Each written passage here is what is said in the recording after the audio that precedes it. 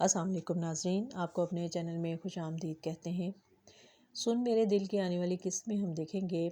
دانیہ کہتی ہے عمار سے کہ تم ایک ایسی ٹرین کا انتظار کر رہے ہو جو تمہارے اسٹیشن پر آ کر رکے گی نہیں بلکہ دھول اڑاتی ہوئی چلی جائے گی اور تم پھانکتے رہ جاؤ گے۔ اور صدف کی ماں کہتی ہے اس سے کہ جب اس بات کا اندازہ ہو جائے کہ شوہر کا ٹھکانہ گھر کے علاوہ کہیں اور بھی ہے تو پھر اس کو گھر سے نہیں نکالتے ہیں۔ اور عمار کہتا ہے صدف سے کہ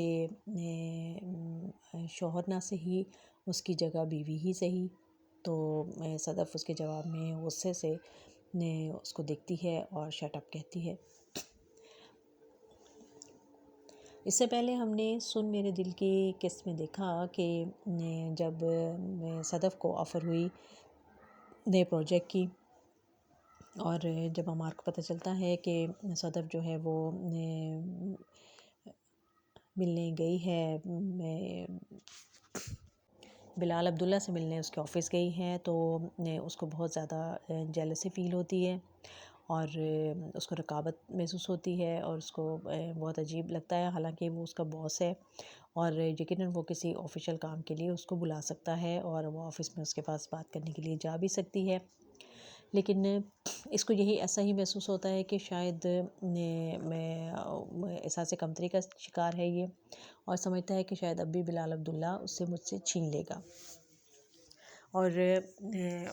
وہ اس بات پہ خاصا جو ہے وہ اپسیٹ ہوتا ہے، اور بجائے اس کے کہ وہ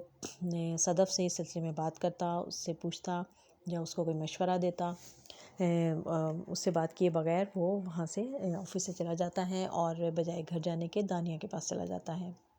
اور وہی وہ اس کو اپنی باتوں میں پھنسا لیتی ہے اور اس کو نشہ بھی کراتی ہے، اسے شراب پلا دیتی ہے اور رات دیر تک اس کو گھر پہ روک کے رکھتی ہے، اور پھر جب وہ واپس جاتا ہے تو اس وقت بھی اس کو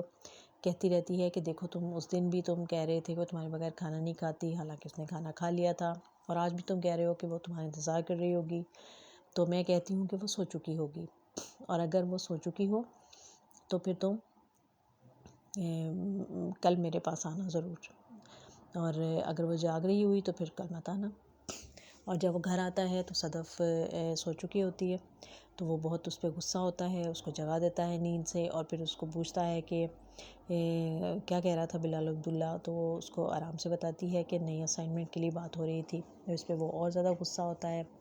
بہت چیختا چلاتا ہے، اور وہ بھی اس کے جواب میں اور اس کو بہت برا بھلا کہتا ہے، لعن طعن کرتا ہے، وہ بھی غصے میں آ جاتی ہے، اور پھر اس طرح دونوں کا جھگڑا ہو جاتا ہے۔ لیکن صبح جب ناشتے کی ٹیبل پر وہ ملازمہ بتاتی ہے کہ صدف بیوی نے ناشتہ کر لیا ہے اور وہ اکیلا بیٹھ کے ناشتہ کرنے لگتا ہے، صدف آ جاتی ہے اور اسے کہتی ہے کہ دیکھو امی نے مجھے ایک بات کہی تھی کہ اگر تم دونوں کا آپس میں جھگڑا ہو جائے تو اس سے پوچھ لینا کہ یا تو کچھ دن کہ تم لوگوں کو اکٹھے رہنا چاہیے یا کچھ دن الگ رہنا چاہیے، تو اب تم مجھے بتا دو کہ تم جاؤ گے یا میں جاؤں، اور پھر اس کو کہتی ہے کہ اگر تم جواب نہیں دو گے، بولو گے نہیں، تو پھر میں یہی سمجھوں گی کہ مجھے چلے جانا چاہیے، میں رات کو امی کی طرف چلی جاؤں گی،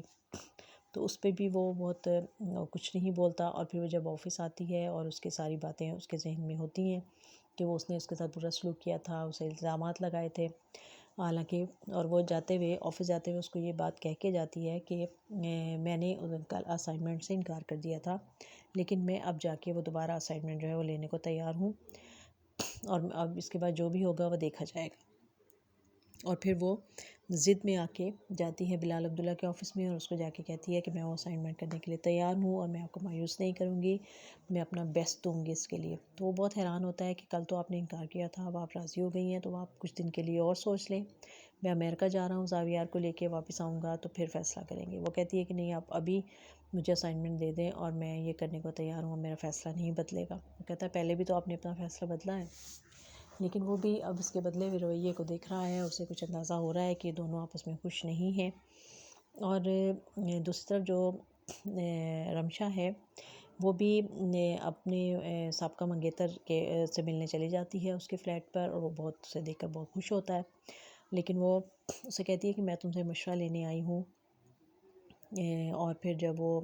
اسے بتاتی ہے کہ میں بلال عبداللہ کو پسند کرتی ہوں اور لیکن وہ تو مجھے پسند نہیں کر رہا اور مجھے نہیں لگتا کہ وہ مجھے پسند کرتا ہے اور مجھے کبھی بھی مجھ سے محبت کر سکتا ہے. اور دوسری طرف وہ ساتھ ساتھ صدف کا بھی ذہن میں جو ہے وہ الٹی سیدھی باتیں ڈالتی رہتی ہے، اس کو مشورہ دیتی رہتی ہے. تو اس میں یہ بہت جو ٹرائنگل سا بن گیا ہے. اور اب دیکھتے ہیں کہ اس میں کس کی کامیابی ہوتی ہے، کہ اس میں دانیہ کامیاب ہوتی ہے عمار کو حاصل کرنے میں، یا صدف جو ہے وہ اپنا گھر بچا پائے گی. کیونکہ صدف نے جو باتیں وہ بلال عبداللہ میں ناپسند کرتی تھی اور جن کی بیس بنا کر اس نے اس کو ریجیکٹ کیا تھا اور عمار سے شادی کی تھی، عمار نے وہ سارے ہی کام اس کو کر کے دکھا دیے ہیں. اور وہ نشہ بھی کرنے لگا ہے، وہ اس نے ایک لڑکی سے دوستی بھی کر رکھی ہے، اس سے ملنے بھی جاتا ہے، رات دیر تک اس کے پاس رہتا ہے اور اس کو اگنور بھی کرنے لگا ہے. تو اب وہ کہتی ہے کہ مجھے اپنے آپ پہ بھی شرم آتی ہے، اور عمار کہتا ہے کہ مجھے بھی اپنے آپ پہ شرم آتی ہے جب میں سوچتا ہوں کہ